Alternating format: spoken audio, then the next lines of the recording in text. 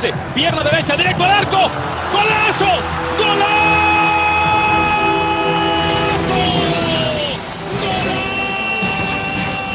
The world of football with a soccer perspective. This is Soccer Today with Duane, Rollins and Kevin Laramee, live on the Sports Podcasting Network. And good day, good night. We are back on Soccer Today after our summer break, and to kick off season number 2.5, we have Stephen Hart, former Canadian men's national team and Trinity and Tobago manager. Stephen, how you doing today? Not too bad. How are you?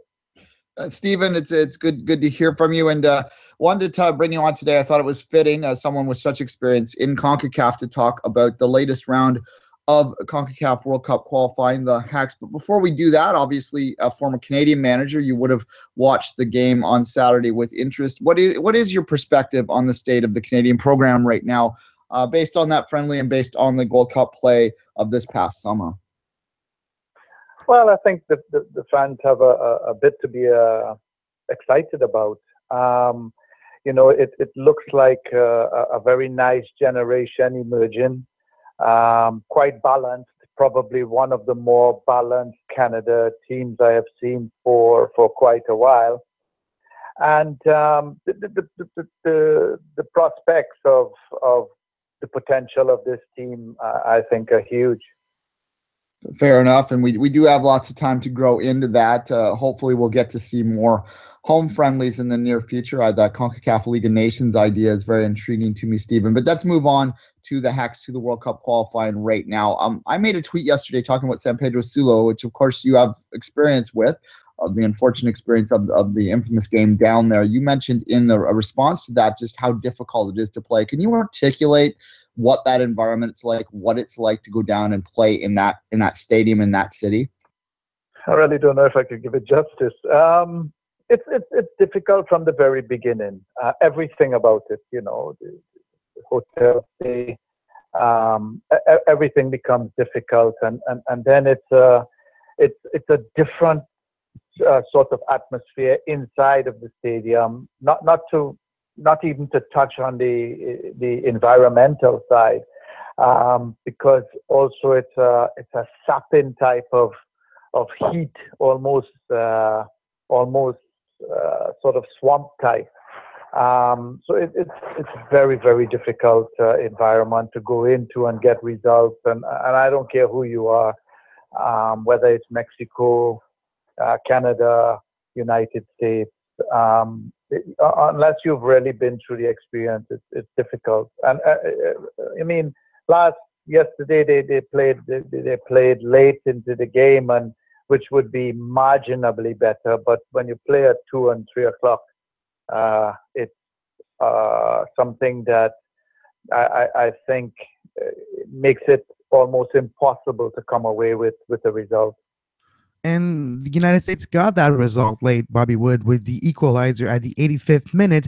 But when we look at this round of qualifying, Stephen, the defeat against Costa Rica, 2-0, just inverted, 0-2, and you have the point against Honduras yesterday. Is it a big disappointment? And does it leave the United States vulnerable right now in the Hacks?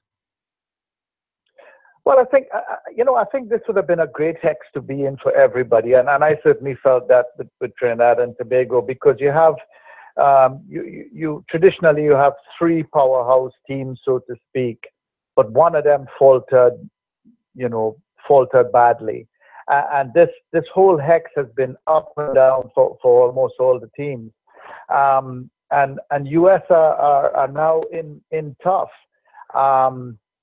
They have a situation where I thought yesterday was probably one of their poorer games.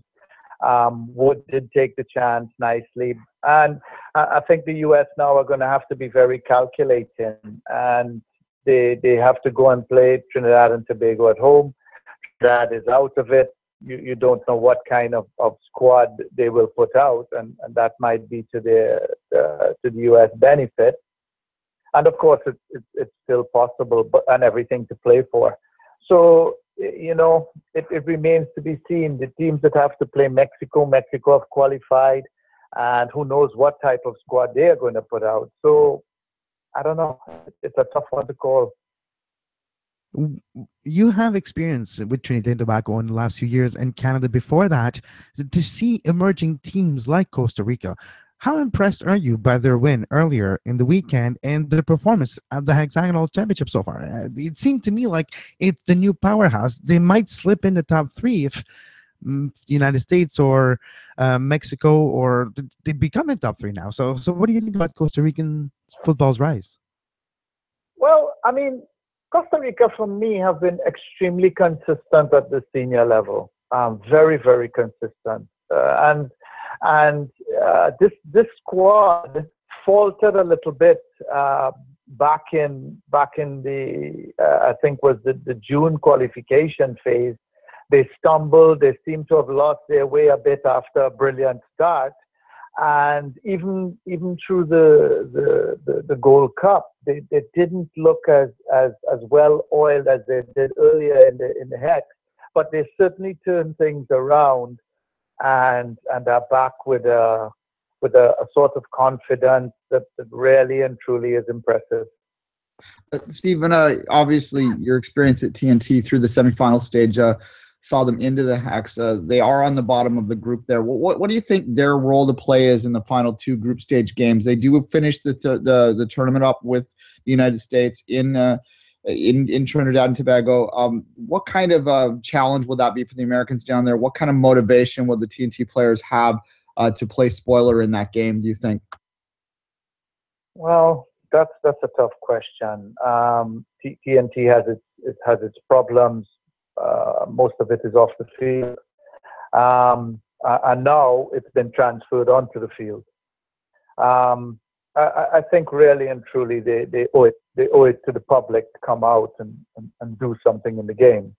But that being said, that's just my thought. I don't know how the players are going to respond. I don't know what kind of decisions are going to be made after last night's result.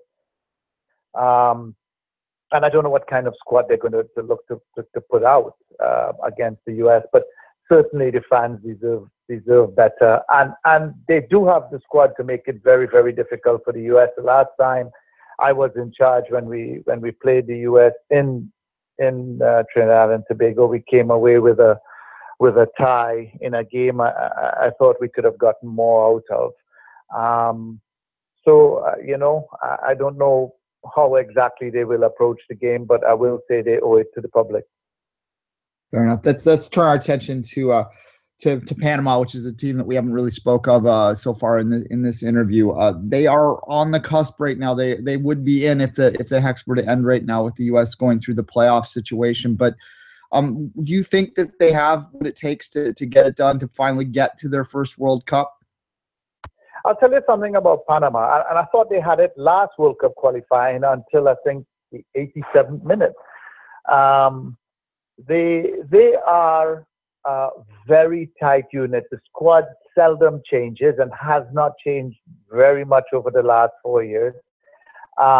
Very organized, and if they have one weakness, it's in front of goal. Last night we saw the return of Blas Perez. He's a huge, and he has a huge impact on that squad. Not only from a footballing standpoint, but from a leadership standpoint. And it showed. They have struggled to score goals without him. He came back, and though he didn't score himself, he made things happen. They're a difficult team to play against, and I wouldn't put my money against them not to qualify.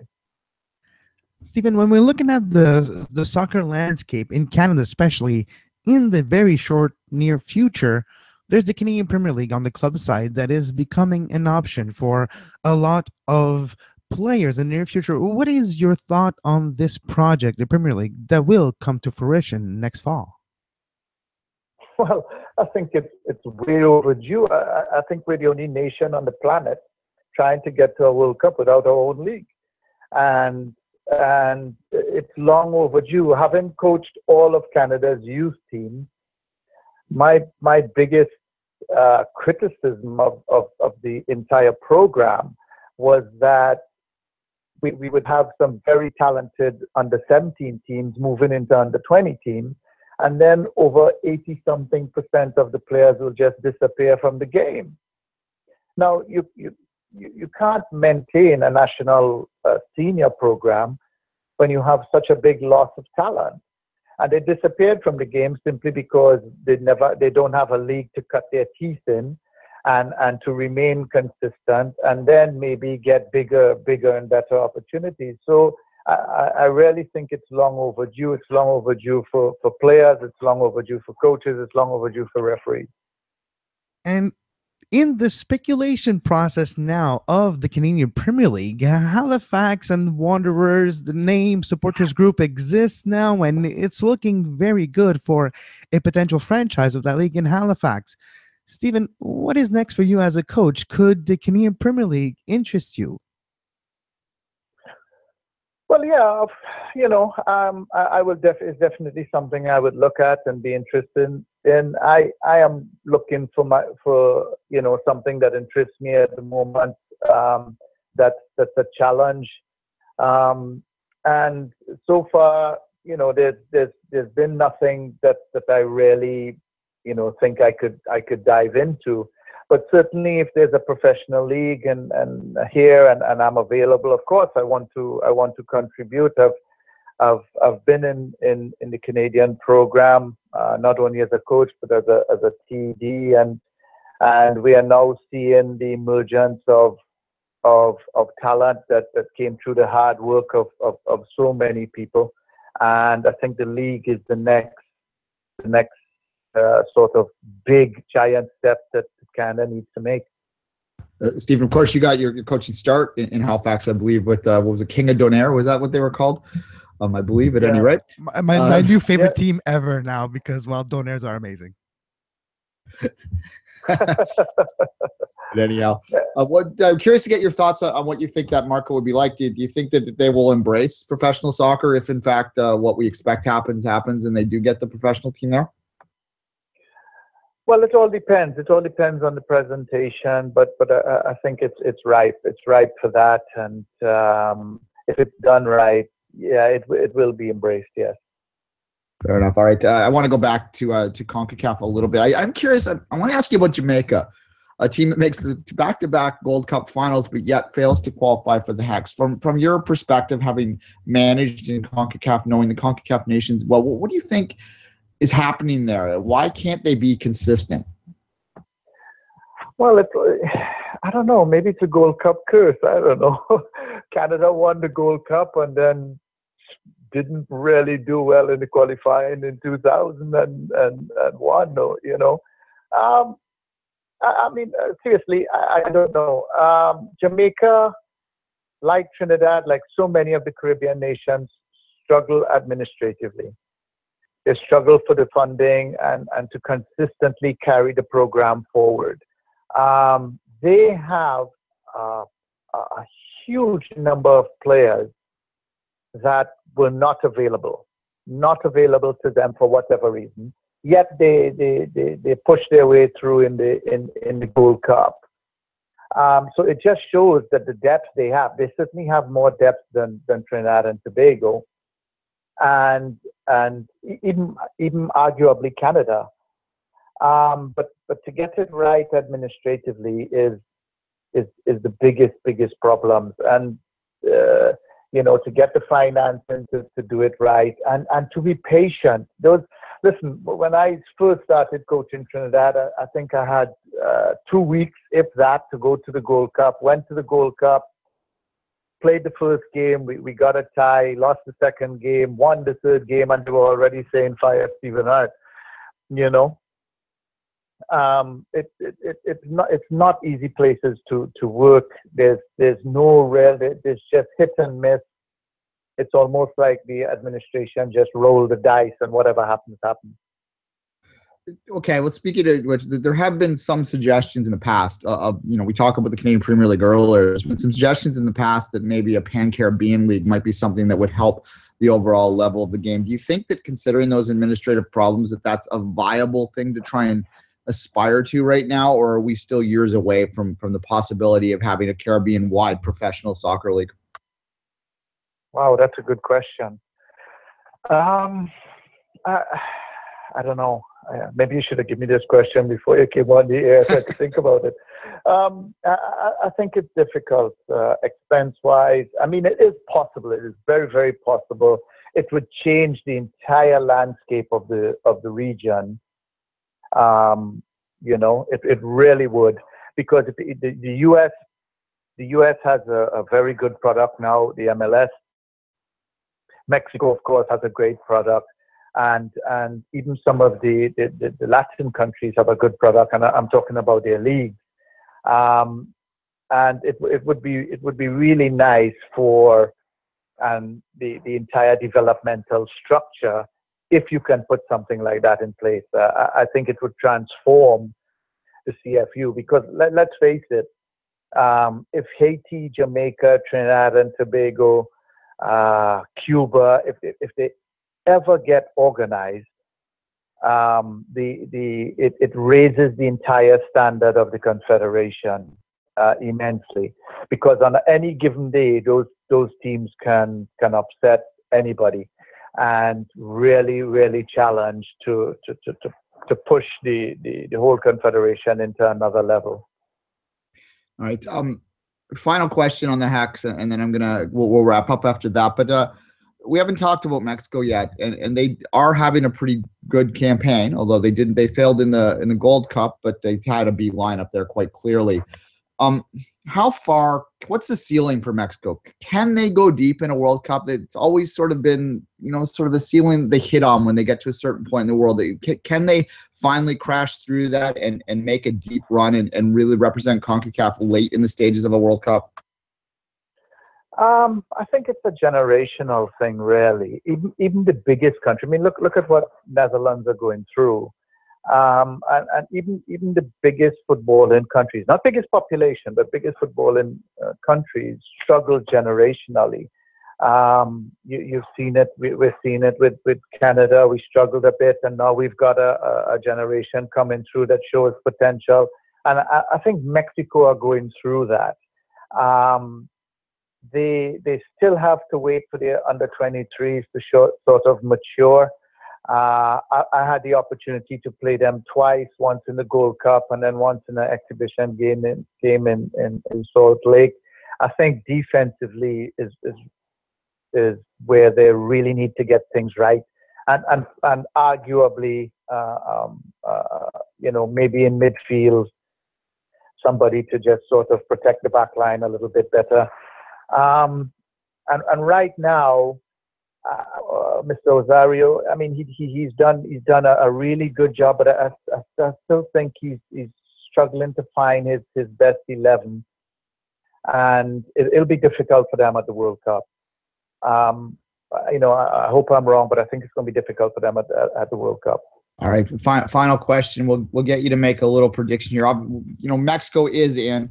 Costa Rica's close in, I believe, or they might even actually be in. They're safe, though. We can all assume that they're going to be in Russia. The three teams below, the U.S., Panama, and Honduras, seem to be thrashing it out for one direct spot, one playoff spot, and one unfortunate spot. How do you think that shakes out? Which two of those countries are going to be which one of those countries is going to be directly in, and which one will be in the playoffs in your mind?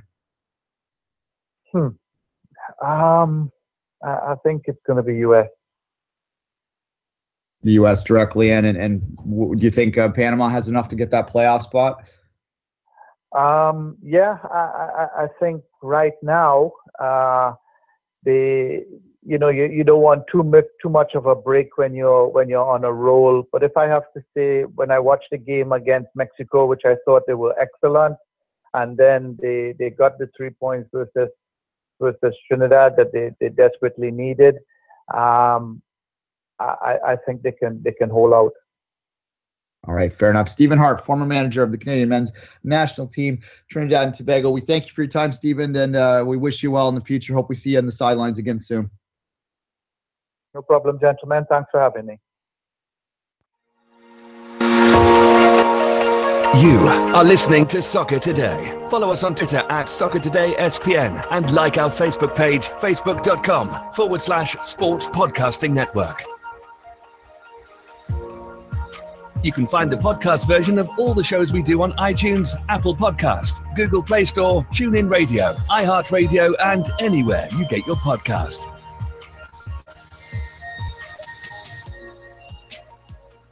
And we are back doing soccer today. That was a great chat with Stephen Hart. And what did I miss? What happened in the last 2 weeks? Oh my God, where do you have to start, Kevin? So it moves too quick to possibly even touch on everything. We're going to touch on the NASL news, the Division II sanctioning request and denial in our next segment. But I thought we'd catch up a little bit here in the 10 minutes.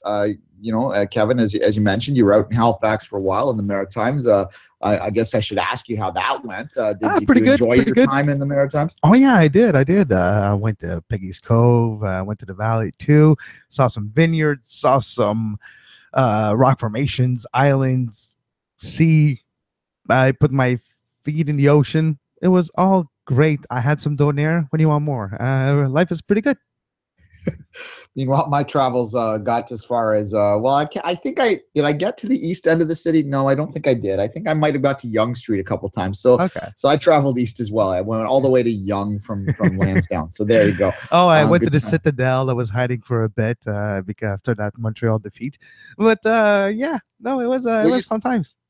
You're Citadel, so you know where those grounds are now. You understand how hilly it is. Well, how gorgeous. I can't, like, it's weird because you don't even see it. You don't even see it, right? Like, so I was trying to put myself in the mind of a 1800s soldier coming into Halifax. I'm like, this city is not even protected. Then you get to the top of the hill, like, oh geez, I haven't seen that part. Yeah, well, and like I said, it'd be a beautiful plus spot for a stadium too. So, so hopefully that gets done. Did you hear any chatter out there, or was it kind of while you were sort of doing your tourism thing? But yeah, I didn't hear a lot of chatter, but I found Canadian soccer scarves in Fisherman's Cove in the gift shop. And then I knew, this is a soccer town. There was soccer memorabilia everywhere and local soccer. But Halifax is a soccer town. That's how the vibe I got. So I can't wait to see it all unfold. And the more you got to think about Halifax, Stephen Hart is looking at Halifax. He's from there. And it all makes sense. Hopefully, Stephen Hart, maybe he does get a chance on the sideline sooner than the beginning of the Premier League. But it would be really fitting in my mind. And maybe I'm not the only one. Maybe the Wanderers supporters group in Halifax feel the same way. Yeah, look, and that's the thing that we always focus on the players' side of things. And I think in this show we've made sure we always mention the other two prongs of it, which is your management. Well, there's three prongs, really. You have your management, so there's all the game day stuff that goes around that, and the day-to-day management stuff. So there's going to create a lot of jobs there, infrastructure and all that jazz. You get your coaching and the referee side as well. So we sometimes forget about that. And a guy like Stephen Hart, who's experienced in this, is someone who could benefit from that in the Canadian Premier League. It's been a long time since he's managed day to day. I don't know whether that's Stephen's gig, whether maybe he wants to get another shot internationally. Certainly with his Caribbean experience, he might have a chance to go down to another one of the islands and manage that. It would be difficult, as you mentioned there. And I thought that was the most interesting thing about that interview, Kevin, was the perspective he gave us about what it's like to be managing in the Caribbean and the challenges that aren't necessarily talent related that are there. And it sounds familiar to what we have up here. Our challenges, are similar. Just we have less excuses, really, because the wealth of this part of the world means that it's kind of silly that we get ourselves into this mess. But it does, I think, speak to how important it is to really get all aspects of the game right. And, to go back to the Canadian Premier League, that's it speaks to that, right? Like we can't dismiss the importance of developing more administrators in the game so that we can do all aspects of the game right in this country and in all parts of the world. I would really love to see that Caribbean League too. I know I'm kind of going all over the place in this conversation here, but I think that the region needs a couple more successful leagues that push the other leagues. Oh, definitely. It's one thing to strive for is more opportunity, not as just on the playing side, but like you mentioned, on the organizational side, on the amount of people used to dealing with salary caps. So eventually those executives can even go out to other sports and become, I don't know, in like an NFL, NHL, and it's success stories too. So no, you're right. And we all know that we needed in Canada better administrators on the soccer side, especially on the local soccer side. Just look what's happening in pretty much every soccer association municipally in the entire country, provinces. And yeah, usually it's never for the good of the game, but for the good of people involved in the game. And that's something totally different. Yeah, and hopefully we're moving away from that. All right, Kevin, what did you miss though? It's hard for me to go back the whole 2 weeks. That all goes right into like the final week of the Premier League play there before they went on their break. Well, so that's Anthony Jackson Amel. That's what I took from my vacation, Duane. Because we're not even playing for Montreal. The guy's actually becoming more and more invaluable for Montreal, just because of his play with the national team, but just because of the lack of production of Mankosu too. So, and the attitude and the confidence that is growing day by day, and he's becoming a new type of player. And it's negotiation time, and his agent is taking care of this. He wants to focus on the play. He doesn't have a contract for next year, and he's becoming a star, not just on the way he plays, but on the way he handles himself. And that's a very good positive for a guy from Limoilou, the Limoilou Bomber. Anthony Jackson Amel is becoming a star in Major League Soccer without even playing in Major League Soccer with Canada. But this 1 goal, 1 assist performance against Jamaica, I was happy to see this. Junior Horlet, the low center cross, Anthony Jackson Amel instinctively at the right place, at the right time. I say instinctively. That's what it looks. It's prepared. It's wanted. It's deliberate. Yes, and Anthony Jackson Amel deliberately finished that great play by Horlet, and it was 1-0 Canada. And then he does the same for the other goal. And I was surprised. And I wouldn't say surprised. No, it's not the right word. I'm not surprised anymore. I'm just continuing to be impressed is the right word. Yeah, and look, obviously Zambrano is very complimentary of him. He's becoming these young players are getting opportunities to play for Canada and to excel for Canada right now. And as Stephen sort of mentioned, that does give hope for the future there. I think, to speak of that, I want to talk about Syria just real briefly in a second, but to finish. Oh, yeah, I saw that. The Iran-Syria game yesterday or the day before? Yesterday? It was yesterday, yeah. My eyes are bleeding. I watched so much yesterday, but anyway, yes. Yes. Like the highlight package on TV was like 40 minutes of just World Cup qualifiers. Yeah, and literally at about, I had to go for a walk at like 9 o'clock last night. Okay, I went to visit a friend for a while. I was like, I need to get out of the house because otherwise I'll just keep watching games all day and that'll be a mess. And I apologize. I didn't watch the late games yesterday because I'd watched 600 by then. Iran-Syria 1-1, but with that draw, Iran now has a playoff situation to qualify for the World Cup, if I'm not mistaken. Syria's in the playoff situation. Yeah, okay. So that was the late goal. It was 2-2 Syria.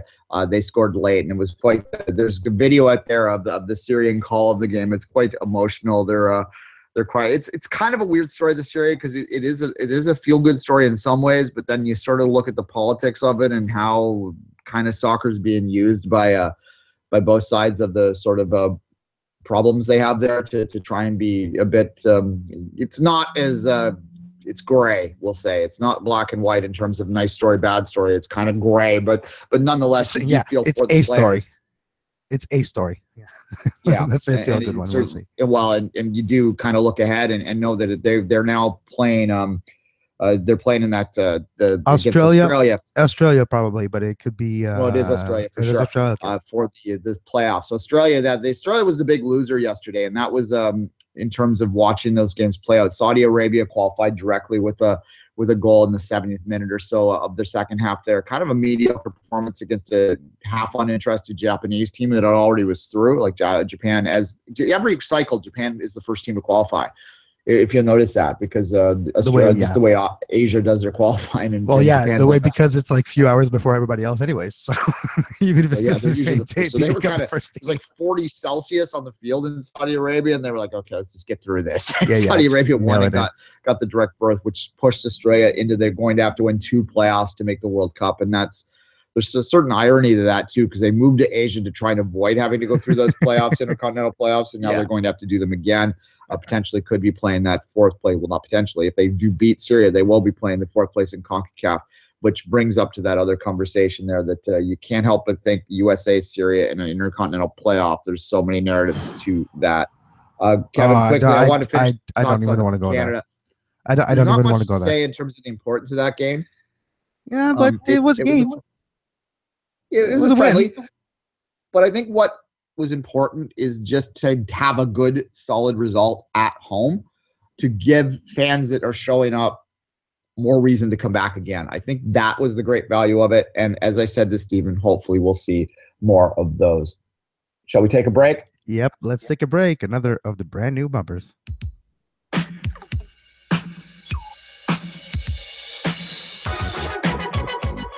You are listening to Soccer Today. Follow us on Twitter at Soccer Today SPN and like our Facebook page, facebook.com/Sports Podcasting Network. It's a good thing we don't do video, Duane, because I can't stop dancing. Can't stop dancing. I'm going to miss the jazz. You know. Oh, well, maybe you'll get more down the road. There's maybe another French kind of bistro coming up. All right, fair enough, because we'd hate to miss those. All right, I was joking to Kevin off the top. If you weren't paying too much attention, because sometimes some people just go through the opener, like it's because you hit the 30-second button on your podcast machine, and it'll skip past it. So some people do that. I know I do that sometimes when I re-listen, but you got to be careful now because we tightened it up a little bit. It's not quite as long as it was before, and I can no longer mouth it. I remember walking down the street a few times, like doing Soccer Today with Duane Rollins and Kevin Laramee, MLS, La Liga, EPL, Champions League. All is fair game. Powered by the Sports Podcasting Network. That was a long one. Like I learned. It was maybe a little too long. Now we got a little shorter versions. Anyway, as I doing it there, I think I might have mixed EPL and La Liga up there when I did that. But yeah, nonetheless. But speaking of shorter versions, in NSL, Duane, we'll probably have a very short version, if any, in 2018. Denied Division 2 sanctioning. So now we'll see what happens and the ramification of it. Maybe close to home if you are in the prairies. FC Edmonton and their status for next year. It's kind of up in the air. What do you know about this? Yeah, well, I tweeted it out yesterday, and I spoke to a couple of people yesterday, which confirmed what I had been hearing for a while, and what a lot of people had been hearing for a while, is that FC Edmonton was already in some talks with the Canadian Premier League to jump ship. And this is a bit of a reversal of fortune in the sense that Tom Faith has long been a loyalist to the NASL, but even the biggest loyalists can sometimes see the writing on the wall, and I believe this is what it's about. I haven't had many direct conversations with FC Edmonton about this. I've had a few indirect that are close to it that have sort of suggested that it really is with a heavy heart that they're doing this. They do really like the NASL model, and that is really what it comes down to, is that as much as they're not maybe as loud about it as other NASL teams, FC Edmonton very much is part of that laissez-faire kind of thinking, that they believe in the open market of soccer and don't like central control and don't like things like, things that MLS does, basically, which we all believe that the Canadian Premier League, and I have that on pretty good authority, that the Canadian Premier League's business model is very much going to look like MLS's, and that's something that they haven't been crazy about. But like I said, if they want to continue on in a professional soccer environment, I don't know if the NASL is even going to be an option at all in the near future. With the same decision yesterday, Kevin, it's not surprising when you look at certain things that are happening. And when one of your main clubs decides to sue the federation, that's probably not going to win you any favors when you go asking for a waiver another year, right? It's like, oh, we're going to sue you. By the way, can we get you to give us a favor of extending, another year? Come on, man. Like that was kind of the writing there. If you are a longtime listener as well, Duane, I've mentioned this last year, where when the announcement was made, well, it's last year, it was earlier this year, actually, it's late winter, when USSF mentioned that both USL and NASL would have Division 2 sanctioning for 2017, but this position was going to be reassessed later during the year for the following years and the way to go forward. And they had other words in there, like bring those parties to the table and see what's best for soccer in the future. And we'll see how that unfolds, or how that folds if it's the end of the NASL. And we've talked about this for many, many times. And how many times have we said, oh, this league is dead, and it always finds a way to come back. This time around, if you're looking at expansions that were supposed to come, if you're looking at the Delta situation and what happened behind the scene over the last few weeks, and supposed little email and communication with the players saying, look, next year not going to be easy, and we need to, well, the letter of the CEO of the Deltas, Brian Holmes, to the fans saying, we need you to come to the stadium with friends, and we need the attendance to be bigger. Otherwise, well, we never know what can happen. And it's looking not necessarily great for next year. So when you have all those pieces, when you add them together, it's not necessarily looking good right now. No, this seems a little different. This seems like they got the 1 year stay of execution. But look, when I first heard this the other day, like I said a minute ago, I think when the lawsuit went through, that was kind of the beginning or the end for them, because any good feelings that would have been in the USSF offices sort of went out the window at that point, likely. Like, why are we going to extend you any favors when you're still fighting us in this way? And it's always been the way of the NASL. Like, that's who they are, and you can't, what's that saying about a leopard in spots, right? Like, you can't remove them. It's always, I'm mixing the sayings up, but you know what I'm talking about here. I don't even know the saying, so I can't help you. Sorry. It's something you can't. Leopard can't. There's a saying about a leopard in spots out there that basically means that you can't change the core of who you are. Okay, get it. At any rate, in the NASL, they always are going to be a bit confrontational when it's this, because they stand in opposition to the primary and most common philosophy of American soccer. And I think that this move to deny them D2 sanctioning, it's going to force them to D3, which is ultimately going to be, it's an end around about actually killing the league. They're not going to say we're not going to sanction you, but what's going to happen is you will see more teams go away. Edmonton will probably go to the Canadian Premier League. You will probably see the Deltas might just slide into nothingness, right? Like, you're going to have other clubs go, you know what, let's start legitimately looking at, like, North Carolina is talking about the USL, right? You're sort of forcing them to merge without forcing them to merge. And I think that that's ultimately what the USSF wants to do with this, is they want one unified Division II, not two leagues competing against each other. You get multiple leagues below that, and I think that that's might be even healthy for the leagues. I think they should be regional for financial reasons, and maybe that's the Delta's answer, is that they can continue on in a regional California league that's D3 in its status, and that might work for them. But in terms of a national D2 league, you kind of need one if you're going to have, because that way, if you have two, and the travel in NASL is so hard for them, like, that it just doesn't make sense. When you think about it objectively, the actual existence of the NASL is not cost effective. Having a team in Puerto Rico play a regular season game against a team in Edmonton, come on, is that the biggest? I think the Toronto Wolfpack in the rugby league in England plays in Toronto. I think they do less travel than Puerto Rico and Edmonton. Seriously. So, and they cross continent every month, and I think they do less air miles than Puerto Rico. And that's another situation. What's going to happen to Puerto Rico? Financially, it's not looking good right now. And we both heard things behind the scenes where this is not a cost-effective team right now, and maybe it's just a stopgap until that Caribbean League, if it does come to fruition, will be their future home. But right now, if you're looking at teams like this, it's not looking good for Puerto Rico either. No, and we don't talk about Puerto Rico a lot, simply because it's like Caribbean's kind of on the peripheral of what we deal with, right?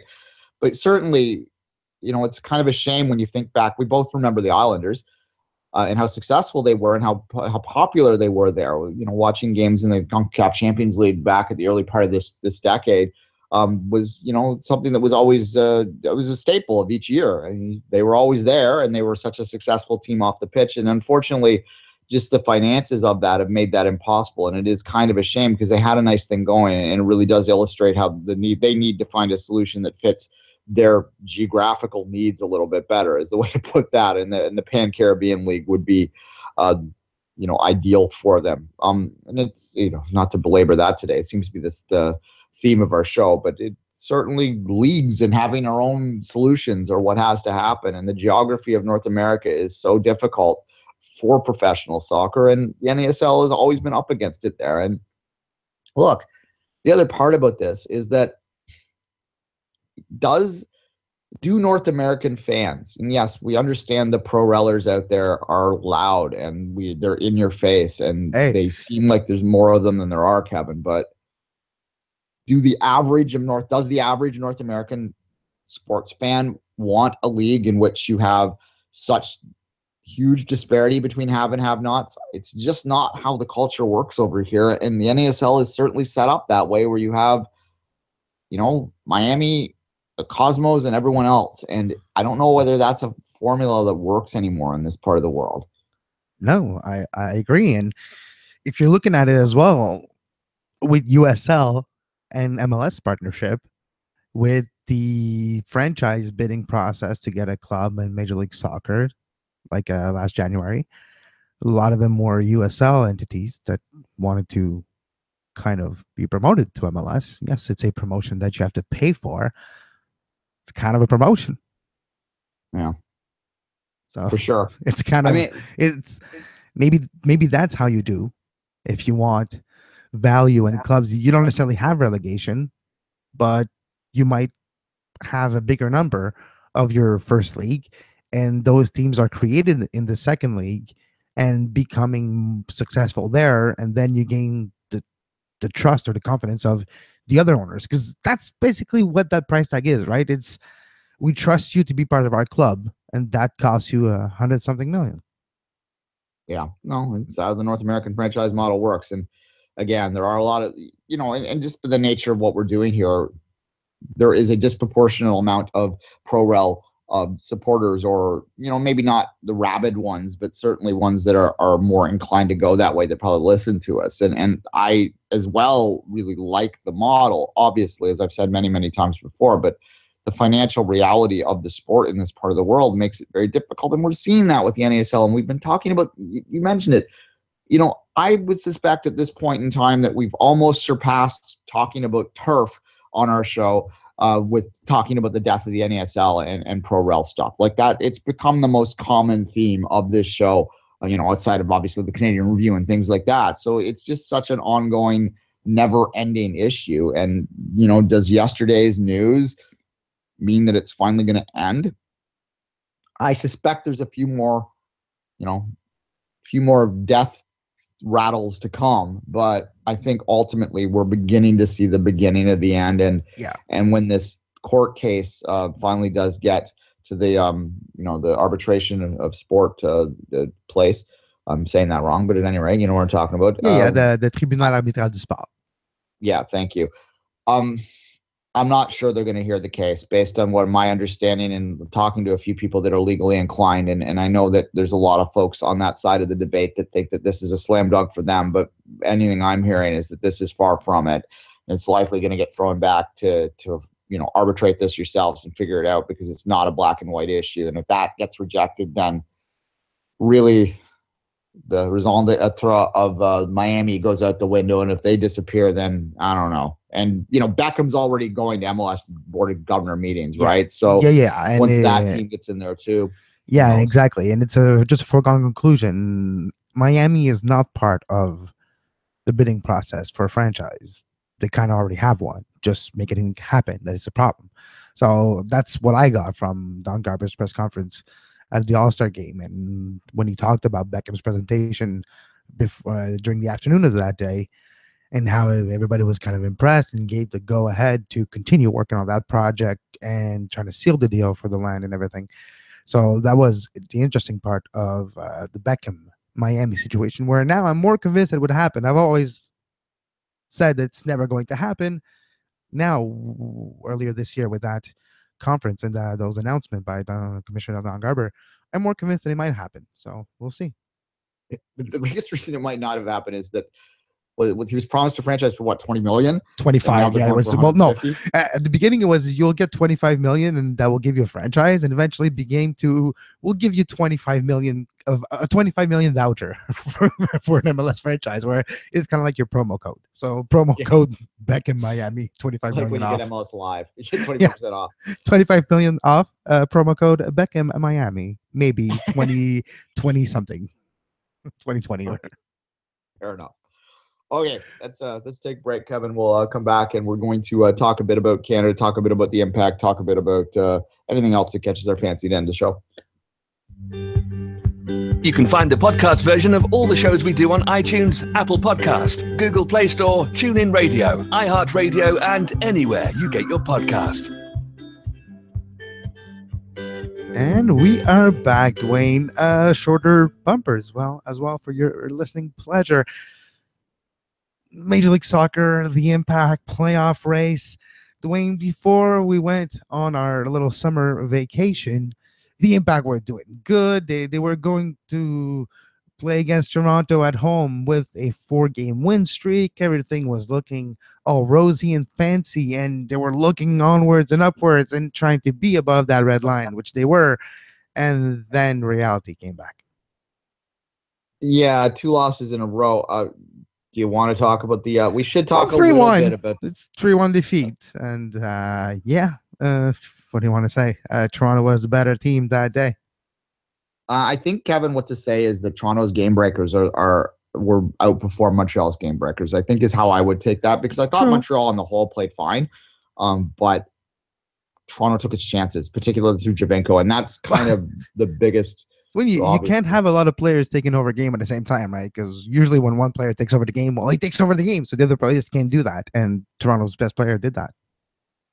Yeah, and he is rolling right now, quietly rolling almost, because it's got to the point where people just expect Javinko to do good stuff that you don't notice when he gets on like multiple game scoring streaks, and he's put himself back in the race for the Golden Boot, and I think put himself back in the race for MVP, because basically what happens down the last month of the season. And TFC, they've all but won the Shield, which is absurd for someone that's been a long time TFC.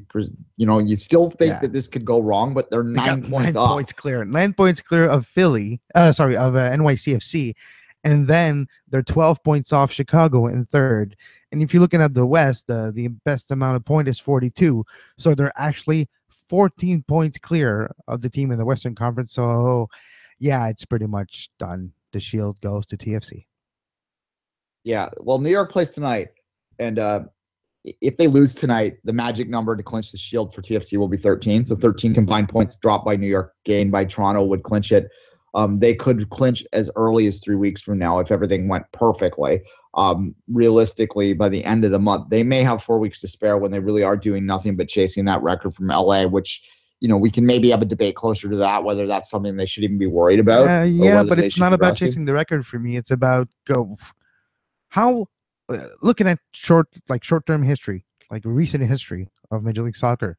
Teams that perform well in the playoffs are teams that are rolling into the playoff with good results the last 3-4 weeks before the playoffs usually, and go into the playoff with a certain amount of momentum. Montreal, Toronto last year, perfect example. And I think Toronto does have that in mind, that you don't want to mess too much with your lineup. You do want to maybe give a break here and there, and the time might be now to do so. And then 3-4 weeks before the playoff, you get your best 18 rolling together in a good momentum. Maybe you do some squad rotation, but in that preferred 18, and then you do go into the playoff with a certain amount of momentum. Well, and get the trope out. Toronto FC is very deep, so they can maybe do a bit of both in this particular case. So we'll see. At any rate, I want to talk a bit before we're going to end with U.S. talk. I think that's a worthwhile way to go. Just for the Montreal, I just want to go back to Montreal Impact playoff situation. Yeah, well, I wanted to go there anyway. Yeah, go ahead. Montreal 36 points, Atlanta 36 points. Atlanta 2 games in hand. They have 24 games played. They have 10 left. Montreal's got 26. They got 8 left. And yes, some of them are home for Montreal. Atlanta as well. Atlanta's going to have a new playing situation though with the new stadium, and it's going to be a little different. And they're quite slowly but surely not necessarily performing as much as we would expect. And Columbus got on a run. Columbus is now 42 points. They're not even in the conversation of battling to maybe keep their playoff spot. Red Bulls, though, they're 4 points clear of Atlanta and Montreal. So a slip up, well, more continuing slip up for the Red Bulls could be dangerous. But it's really looking like a battle between Atlanta and Montreal. But Atlanta has 2 games in hand. If we go by looking at recent history and some research that you have done over the years, usually games in hand equal to 50% of those points gained. Yeah. So you would put 3, so that would put Atlanta maybe at 39 right now if they were all things equal. So it's about Montreal needing to really beat New England to eliminate them from any playoff contention. They're at 32 points behind the Impact, 4 points behind. Montreal wins, that 4 becomes 7 with 7 games to play. That's a lot to ask. But Montreal, if they want to be in that playoff run, they have to get those 3 points against New England and hope for a defeat from Atlanta. All right. Well, if you do the same theory of the 50% games in hand points, you could add 3 points to Montreal against Columbus. So I wouldn't quite put the Crew out of it yet. 42 points on 28 games played. So they do have the 2 games in hand. Or sorry, Montreal's 2 games in hand on Columbus. So, yeah, but that said, they do look like they're probably in there. And the Red Bulls at 40, all things equal, could be in danger too, because if Atlanta gets those points or even gets better than that, New York Red Bulls can find themselves battling with Montreal for that 6th spot. So that could always be interesting. Jesse March and New York Red Bulls and Felipe, the history of those clubs, maybe the rivalry will continue to get that playoff spot, or maybe they'll play each other in the playoff if, who knows, Atlanta slips, and it's you never know what can happen if Columbus slips too. So it's an interesting playoff scenario, but yeah, Toronto wins the Shield.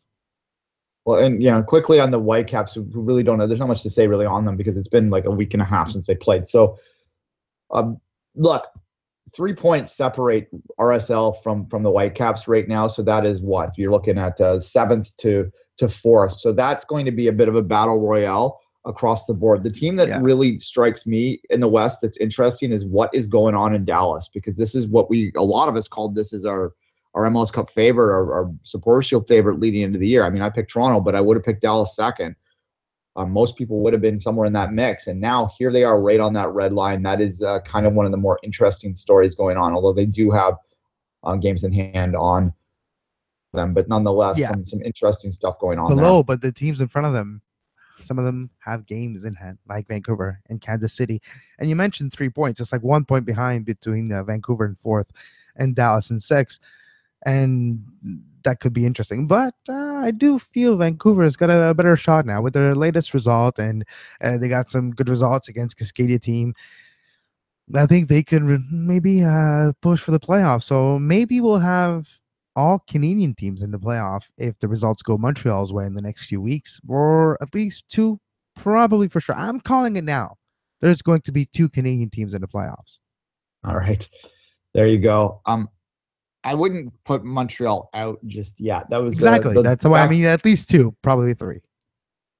Yeah, interesting stuff to go there. All right, we started talking about Canada earlier. I don't know. Did you obviously were on holiday? Did you have much chance to absorb that game in a way that allows you to make some comments on it, or do we just sort of have already covered it? Well, Anthony Jackson's performance is always for me something to be happy about on the club side, and it's always question now what will it take for him to get more starting starts basically for Montreal. Yes. That's the talking point. I think we do have some mentality of, oh well, when he's a super sub, he comes in and brings even more to the table in that 30 minutes, in those 20 minutes, where his physical presence and his freshness does have a bigger impact on tired defenders. But we've seen results of him starting and scoring and being effective at the national team level and on the club level this year too. What is it, 4 start with goals that he had this year? So and now it's starting to look like, well, what does need to be done for him to start? And there's negotiations for his contract next year. Are those 2 things related or not? And speculations will continue until, well, because usually if you play yourself into a starting, you should be able to play yourself into a starting position. And that's what he had done. I don't know if there's anything else he can do outside of scoring 3 goals every time he's out. He's scoring every time he's out. What else could you ask for? he's out of contract, as you say. I would have to think the playing time will be part of that negotiation, because as much as the hometown kid wants to stay, well, not exactly hometown, but you know what I mean, home province kid. He feels like hometown, though. He's got the tattoo of the Montreal skyline on his right bicep, and he's been here a long time with the academy and everything. So he does feel part of the Montreal Impact. Like, he does feel at home here. And of course, Quebec is his province. He's the Bombardier from Limoilou. He's from Limoilou, around Quebec City region. But still, Montreal Impact, Montreal is his home. Exactly. Yeah, but he's still professional, and he would have value in the league. So Montreal is going to have to give this kid more time. That's the bottom line, really, in my mind. Is if you're not going to give him more time, eventually, as much as he loves his adopted hometown, his home province, he's going to eventually wants to move somewhere where he's going to get playing time, and he would have value in the league, I would think. Yeah, he does, and his performance with Canada has made people open their eyes too, and internationally as well. So he's going to be a sought after player in the off season if things don't settle before that. Oh, it's funny, we haven't really heard about Nacho Piatti's negotiation the last few weeks. So you know what that means, right? That probably close to an agreement. And if you're looking at these new season tickets renewal for the Montreal Impact, Piatti's image is all over it. So take it for what it's worth. But not hearing about his negotiation for the last 11 days and seeing his image used very proficiently, maybe those two things are related as well. Fair enough. Quick note on that, Anthony Jackson-Hamel, last note, he is one of those players that falls under that umbrella of being domestic league wide. So that would make his value even greater there, because he came through the Montreal Academy. All right, Kevin, let's end with some U.S. talk. I think they were 5 minutes away from being in a whole heap of trouble. Yeah. If it wasn't for Bobby Wood coming off the bench to relieve everyone in San Pedro Sula, things would have been so much different today. They are right now. They have it in their hands, and I guess that's all really when you watch these last two games, and I watched them both carefully. I think that having that home game in Orlando against Panama, that is, if they can't get the result there, they don't really deserve to get the direct berth. Let's just be blunt about it. And I think most American listeners will agree with that. So that is really what it all comes down to. What they don't want to do is the bed in Orlando, because I think as much as TNT has not had a great campaign, that if they have an opportunity to knock the U.S. out of the World Cup at home, they are going to come out guns blazing to do just that. And it would be everything in the U.S.'s power. They could do it. They could overcome it, but they would be everything in their power to overcome that. There would be a certain level of irony for the U.S. to fail to make the World Cup for the first time in 7 cycles in Port-au-Prince, after it was, of course, the famous game there in the 1990 cycle, which ended their long slump of not going to the World Cup. There would be something, I don't know if that's irony so much as just a coincidence, but it would be it would be very narrative oriented. Look, I don't know really what to say with the U.S. that hasn't been said a million times by a million people down there already. Really, the problem is that there's no one to defend. Like, their defensive play has just been abysmal, and they've been giving up chances. The first half against Honduras, they were lucky to not be down a couple goals. They were getting killed down the flanks, and really, as I said, DeMarcus Beasley, if he's still kicking around in the World Cup itself, I fear to see what that would look like against a top European team or something. You really need to shore that up, and I'm not sure what the answer is, because I don't see a lot of young, athletic, defending talent out there, and that might be a reflection of what we value in our development nowadays in North America. We see the same problem up here too, Kevin. We don't develop any defenders anymore. And I'm not sure what that's all about. Maybe we've overcompensated, because we used to only produce defenders and goalkeepers in this part of the world, and now it seems like we don't anymore. And I don't know what that's we used to just produce, though. It's only those players used to have opportunities. That's the big difference, right? So even if we would have produced strikers, they didn't have a chance to play anywhere back then. And that's pretty much the case. And if you are an American team or a team in Europe, your preferred strikers are usually either from your country or superstars from outside. And there was no Canadian superstars, period. So they never got a chance to play. So there's that aspect now. It's changing a bit. And that's Canadian Premier League will probably change that a lot, where we'll have more players from each position having a chance to develop and become professionals and eventually lead to maybe more of them going up levels and becoming part of the national team program. And like Stephen Hart said at the beginning of the show, having a more balanced roster. And I think that's the problem. The rosters are not necessarily balanced where you have maybe better midfielders and better strikers than the pool of defenders that you have. And I think that's what we're seeing slowly but surely with the States.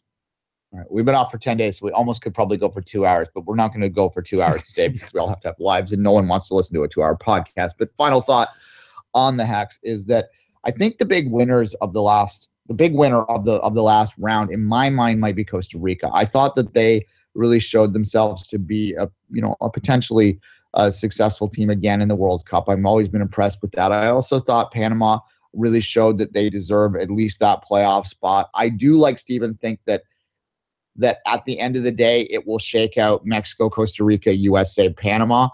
But I do think that that Panama has an opportunity, has a chance, has an outside chance to maybe pull off that draw in the U.S. and get the U.S. in trouble for that final game. And as you know, we have an interest in the U.S., but we're not necessarily fans because we're not Americans.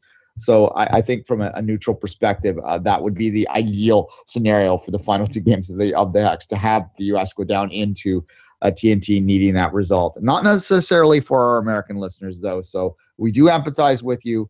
I do want to say as a final thought there's nothing shameful about getting a 1-1 draw in San Pedro Sula, as Stephen Hart illustrated off the top of this podcast. Kevin, as always, say goodbye. You can follow Duane on Twitter at 24th Minute and myself at Kev Laramee. Tomorrow will be probably later in the afternoon, around maybe supper time. We'll just follow our social media to know the timing of tomorrow's show. And as always, until tomorrow, have a great soccer.